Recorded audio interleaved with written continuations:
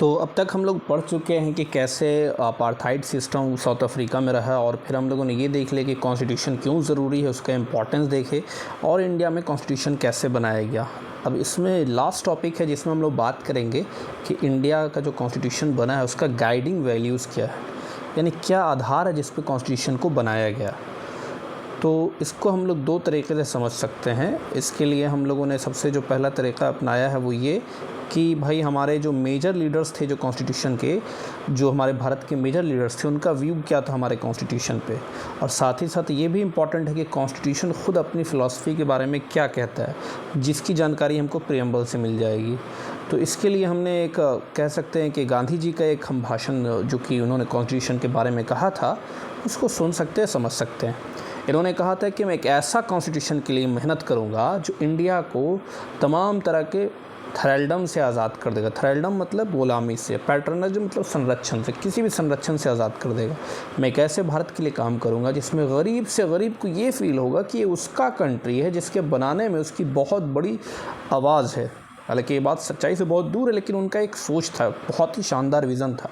एक ऐसा भारत बनाऊंगा जिसमें ना कोई हाई क्लास होगा ना लो क्लास ऑफ पीपल होगा। अब अंबानी की शादी देख के तो आपको बिल्कुल लग रहा होगा, अंबानी के बेटे की शादी देख के, कि ऐसा तो कुछ भी नहीं है अब इंडिया में। ऐसा इंडिया बनाऊंगा जिसमें सारे कम्युनिटी मिलजुल कर रहेंगे परफेक्ट हारमोनी में। There can be no room in such an India for the curse of untouchability. ऐसे भारत में अनटचेबिलिटी, छुआछूत के लिए कोई जगह नहीं होगी, और ना ही शराब के लिए कोई जगह होगी, ना ही कोई ड्रग्स के लिए जगह होगी जो कि जहरीले हैं। ये गांधी जी का विज़न था। महिलाओं को उतना ही अधिकार मिलेगा जितना मेन को मिलता था। मैं इससे ज़्यादा कुछ नहीं चाहता हूँ। ये गांधी जी ने कॉन्स्टिट्यूशन के बारे में फ़िलासफ़ी दी थी। यानी उसको समराइज़ अगर हम लोग कर दें तो इसमें एक तो फ्रीडम वाली बात है, गरीबों की एम्पावरमेंट की बात है, और जो इक्वालिटी की बात है कि नो हाई क्लास नो लो क्लास, फिर पीस की बात है, फिर आप कह लीजिए छुआछूत और शराब नशे से दूर करने की बात है, इक्वालिटी की बात है। ये इतना इनका विज़न था। ठीक इसी तरह से भीमराव अम्बेडकर की भी बात थी, फिर जवाहरलाल नेहरू की भी बात थी। तो मैं भीमराव अम्बेडकर की बात तो बता देता हूँ। जवाहरलाल नेहरू की जो स्पीच बहुत लंबी है, उसको छोड़ देता हूँ, फिर आगे प्रीएम्बल पे बढ़ूँगा। तो 26 जनवरी 1950 को उन्होंने कहा था कि हम एक ऐसी लाइफ में गुजरने वाले जो विरोधाभास वाली लाइफ है, यानी कॉन्ट्रडिक्शन, जिसमें टकराव होने वाला है। इन्होंने कहा कि पॉलिटिक्स में तो हमारे पास इक्वालिटी होगी, यानी सारे लोगों को वोट देने का अधिकार होगा, लेकिन सामाजिक स्तर पर या इकोनॉमिक स्तर पर हमारे पास इनइक्वालिटी होगी। पॉलिटिक्स में हम रिकॉग्नाइज़ करेंगे प्रिंसिपल कि हर आदमी के पास एक वोट होता है, हर वोट का एक वैल्यू होता है, सब कोई वोट दे सकता है, चाहे कोई भी कास्ट का हो। लेकिन सोशल और इकोनॉमिक लाइफ में हम ये बात मानेंगे, बल्कि हम प्रिंसिपल को डिनाई करते रहेंगे कि एक आदमी का वैल्यू बराबर होता है। हम कास्ट के आधार पर डिस्क्रिमिनेशन करेंगे, और गरीब है जो इकोनॉमिक है उसको उस लेवल का हम अपॉर्चुनिटी अवेलेबल नहीं कराएंगे। तो कब तक हम इस तरीके के भेदभाव और विरोधाभास के साथ जीते रहेंगे? कब तक हम इक्वालिटी को डिनाई करते रहेंगे? अगर ऐसा हम लंबे समय तक करते रहें तो एक समय आएगा कि हम पॉलिटिकली भी उनको डिनाई कर देंगे अधिकार को। ये भीमराव अम्बेडकर का कॉन्स्टिट्यूशन के बारे में या उसके बारे में इनकी एक राय थी। अब ये तो भाषण है जो बहुत ही फेमस भाषण है, जो कि जवाहरलाल नेहरू ने दिया था 14 अगस्त को, जिसमें उन्होंने मोटा मोटी अगर बात बोली तो मैं समराइज़ कर देते हैं। जिसमें उन्होंने कहा था कि अब समय आ गया कि हम एक जो शपथ जो लिए हैं उसको पूरा करें, पूरी तरह से नहीं तो थोड़ा बहुत पूरा करें जितनी ज़रूरी है। और जब दुनिया सो रही है, भारत आज़ादी के लिए जाग रहा है, और एक ऐसा समय जो बहुत कम आता है इतिहास में, जब हम पुराने से नए की ओर आते हैं, जो ऐसा देश जिसकी आत्मा को बहुत समय तक तड़पाया गया, सप्रेस किया गया, उसे अब बोलने की आज़ादी मिल गई। तो इस शुभ अवसर पे ये बहुत उचित होगा कि हम देश की सेवा के लिए डेडिकेशन लें, और इसकी जनता के लिए, और यहाँ तक कि पूरी दुनिया की मानवता के लिए। तो बहुत ही पावरफुल टर्म्स में उन्होंने अपनी बात को एक्सप्लेन किया था। आप समझ सकते हैं कि कल भारत आज़ाद होने वाला, और रात में उन्होंने एक स्पीच दिया था रेडियो पे, जो रिकॉर्ड हुआ था, जो पूरे भारत में संचारित हुआ था। उसमें कितनी बेहतरीन बात उन्होंने कही। उन्होंने कहा कि जो आज़ादी मिली है हमारे साथ, उसके साथ हमको पावर मिल गया, इसके साथ साथ हमारे पास जिम्मेदारी भी बढ़ गई। अब इस असेंबली, जो कॉन्स्टिट्यूएंट असेंबली, उसके पास ये जिम्मेदारी है कि वो भारत के लोगों को रिप्रेजेंट कर रही है। आज़ादी के पहले हमने बहुत सारा दर्द सहा है और हमारा दिल जो है उस दर्द से भरा हुआ है और आज भी वो कुछ पेन्स कंटिन्यू रहेगा, लेकिन भूल जाना है हमको पास्ट को और हमको फ्यूचर पे ध्यान देना है जो हमारे लिए इंतज़ार कर रहा है। और फ्यूचर जो है हमारा वो आराम करने का नहीं है। और ये बहुत इंपॉर्टेंट पैराग्राफ है, सबसे इम्पॉर्टेंट, कि अब आराम करने का फ्यूचर नहीं है, ना ही हमको रेस्ट करने का, बल्कि हमको लगातार स्ट्रगल करना है ताकि जो फ्लेज हमने अब तक लिया है और जो आज लेंगे वो सब हम फुलफ़िल कर पाएँ। और सर्विस ऑफ इंडिया उन्होंने शुरू में कहा कि हमारा प्लेज ये है कि हम सर्विस ऑफ इंडिया करेंगे। तो इसका क्या मतलब होता है भारत की सेवा करने का, ये इन्होंने एक्सप्लेन किया, बहुत ही शानदार। भारत की सेवा का अर्थ होता है कि लाखों करोड़ों लोग जो भारत में सफ़र कर रहे हैं उनकी सेवा करना। इसका अर्थ होता है गरीबी को ख़त्म करना, जहालत जो है अज्ञानता को ख़त्म करना, बीमारी को ख़त्म करना, इनइक्वालिटी को ख़त्म करना। और हमारे देश के सबसे ग्रेटेस्ट मैन जो है, उन्होंने यहाँ पे गांधी जी को रेफ़र किया था कि उनका एक एम्बिशन था कि हर आँख से हर एक आंसू को पोंछ लेना, और ये हमारे बस की बात नहीं है। लेकिन जब तक आँखों में आंसू है, जब तक लोगों को कष्ट है, तब तक हमारा काम ख़त्म नहीं होगा। कितनी गहरी बात उन्होंने कही है इस लास्ट नाइट स्पीच में। अब हम लोग बात करते हैं कि भाई हमारे गांधी, अंबेडकर और नेहरू का जो स्पीच था उसको हम लोग देख लिए कि उन्होंने कॉन्स्टिट्यूशन के बारे में क्या व्यूज़ रखे थे। अब हमारा कॉन्स्टिट्यूशन खुद अपने बारे में क्या कहता है, इसको समझने के लिए हम लोगों को सही तरीका है वो है प्रियम्बल। ये यूनाइटेड स्टेट्स का प्रियम्बल है जिसमें बहुत सारी बातें की गई। हम लोगों ने इन्हीं से इंस्पायर होकर हमने भी अपना प्रियम्बल बनाया है। हालांकि हमारा जो लैंग्वेज है वो ऑस्ट्रेलियन कॉन्स्टिट्यूशन से मिलता है प्रियम्बल का। प्रियम्बल मतलब जिस तरह किताब खुलता है तो उसका फर्स्ट पेज होता है, उसी तरह प्रियम्बल होता है जो कि फर्स्ट पेज है, उसमें समरी दे दी गई है। अब देख सकते हैं यहाँ पे ये अमेरिका का प्रियम्बल है जिसमें हम लोग बात कर रहे हैं कि हम एक परफेक्ट यूनियन बनाने के लिए हमको जस्टिस चाहिए, लो पीस चाहिए, कॉमन डिफेंस चाहिए और जनरल आम जनता को बढ़ावा देना, मतलब उनका वेलफेयर करना है। साथ ही साथ हम लोग को विकास करना है, लिबर्टी लोगों को देना है और इसीलिए कॉन्स्टिट्यूशन बनाया गया। ये अमेरिका में बहुत शॉर्ट प्रियम्बल है।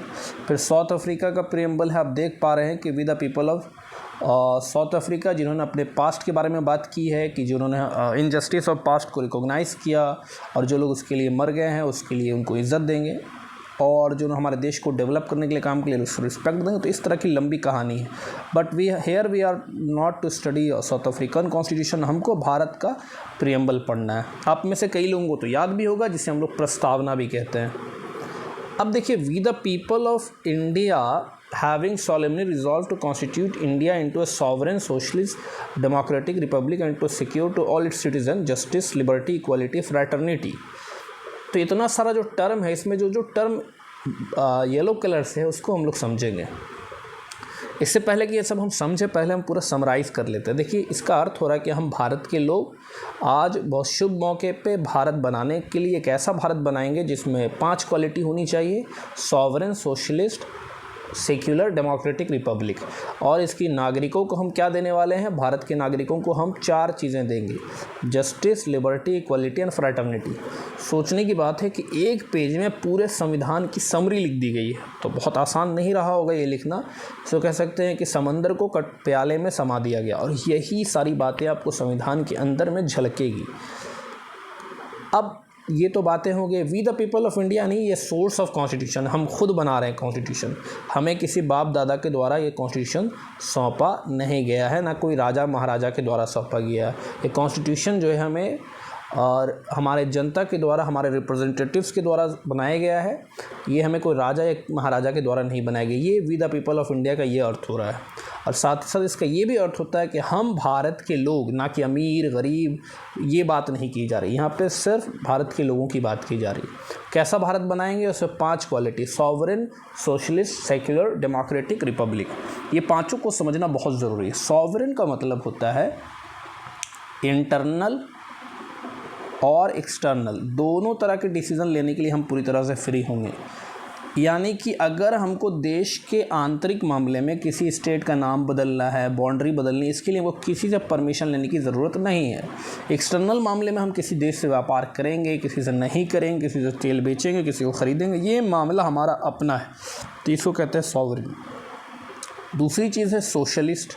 देखिएगा, याद रखिएगा, सोशलिस्ट और सेक्युलर ये ओरिजिनल प्रियम्बल में नहीं था, ये बाद में ऐड किया गया 42nd अमेंडमेंट से। यानी 42वें 12वें संविधान में जो बदलाव हुआ 1976 में इंदिरा गांधी के दौर में, तब ये 2 शब्द ऐड किए गए। सोशलिस्ट का मतलब है कि जो पैसा है वो सब के बीच में इक्वली जो है संपत्ति को बांट दिया जाएगा, और गवर्नमेंट जो है इंडस्ट्री के या ज़मीन के ओनरशिप को रेगुलेट करेगी ताकि लोगों के बीच में भेदभाव नहीं हो।